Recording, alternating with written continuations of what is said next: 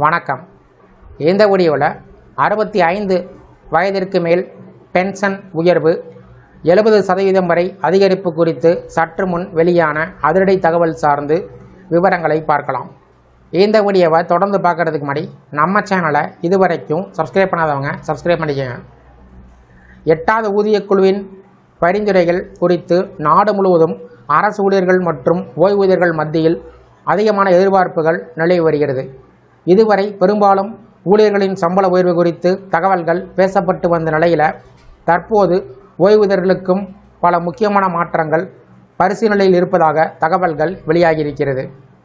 குறிப்பாக கூடுதல் ஓய்வூதியம் வழங்கப்படும் வயது வரம்பில் மாற்றங்கள் செய்ய வேண்டும் என்ற கோரிக்கை நீண்ட காலமாக முன்வைக்கப்பட்டு வருகின்றன. தற்போது மத்திய அரசு ஓய்வூதியர்களுக்கு 80 வயது நிறைவடைந்த பிறகே கூடுதல் ஓய்வூதியம் வழங்கப்படுகிறது. அதன்படி 80 வயதில் 20% கூடுதல் ஓய்வூதியம், 85 வயதில் 30% கூடுதல் ஓய்வூதியம், 90 வயதில் 40% கூடுதல் ஓய்வூதியம், 95 வயதில் 50% கூடுதல் ஓய்வூதியம் மற்றும் 100 வயதில் 100% கூடுதல் ஓய்வூதியம் வழங்கும் நடைமுறை அமலில் உள்ளன. ஆனால் ஓய்வூதியர்களின் தேவைகள் 80 வயதிற்கு பிறகு அல்ல, 65 வயதிலிருந்தே அதிகரிக்க தொடங்குகிறது என்பதால் கூடுதல் ஓய்வூதியம் வழங்கும் வயதை குறைக்க வேண்டும் என்று பல்வேறு ஓய்வூதியர் சங்கங்களும் ஊழியர்கள் அமைப்புகளும் வலியுறுத்தி வருகிறார்கள்.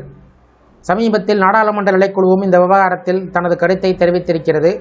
ஓய்வு பெற்ற பின்பு ஒவ்வொரு 5 ஆண்டுகளுக்கும் ஓய்வூதியத்தில் 5% உயர்வு வழங்கும் முறை பரிசீலிக்கலாம் என்று பரிந்துரைத்திருப்பதாக கூறப்படுகிறது. இதன் அடிப்படையாக கொண்டு ஓய்வூதியர் சங்கங்கள் புதிய ஓய்வூதிய கட்டமைப்பையும் முன்மொழிந்துள்ளன. அதன்படி 65 வயதில் இறுதியாக பெற்ற ஊதியத்தின் 70%, 70 வயதில் 75%, 75 வயதில் 80%, 80 வயதில் 85%, 85 வயதில் 90%, 90 வயதிற்கு மேல் இறுதியாக பெற்ற ஊதியத்தின் 100% வரை ஓய்வூதியம் வழங்க வேண்டும் என்ற கோரிக்கை வைக்கப்பட்டுள்ளது. இந்த மாற்றங்கள் அமலுக்கு வந்தால் வயது முதிர்வுடன் அதிகரிக்கக்கூடிய மருத்துவ செலவுகள், வாழ்க்கை செலவுகள் மற்றும் அன்றாட தேவைகளை சமாளிக்க ஓய்வூதியர்களுக்கு குறிப்பிடத்தக்க நிதி ஆதரவாக இருக்கும் என்று பலர் கருதுகிறார்கள். குறிப்பாக 65 வயதிலிருந்தே கூடுதல் ஓய்வூதியம் கிடைப்பது லட்சக்கணக்கான ஓய்வூதியதாரர்களுக்கு பெரிய நிவாரணமாக அமையக்கூடும். அதனுடன் குடும்ப ஓய்வூதியம் தொடர்பான விதிமுறையில் மாற்றங்கள், அகவலை நிவாரணம் தொடர்பான சீரமைப்புகள் உள்ளிட்ட பல்வேறு பரிந்துரைகளும் 8வது ஊதியக்குழுவின் ஆய்வில் இடம்பெற்றிருப்பதாக கூறப்படுகிறது. இருப்பினும் இவை அனைத்தும் தற்போது பல்வேறு ஊழியர் மற்றும் ஓய்வூதியர் அமைப்புகள் முன்வைத்துள்ள கோரிக்கைகள் மற்றும் பரிந்துரைகள் மட்டுமே. மத்திய அரசு அல்லது 8வது ஊதியக்குழு இதுகுறித்து அதிகாரப்பூர்வமாக இறுதி முடிவை இன்னும் அறிவிக்கவில்லை. எனவே இறுதி பரிந்துரைகள் மற்றும் அரசின் அதிகாரப்பூர்வ அறிவிப்புக்கு பின்பே எந்த மாற்றங்கள் நடைமுறைக்கு வரும் என்பது உறுதியாக தெரிய வரும். அதுவரையில் இந்த தகவல்களை எதிர்பார்க்கப்படும் மாற்றங்களாகவே பார்க்க வேண்டும்.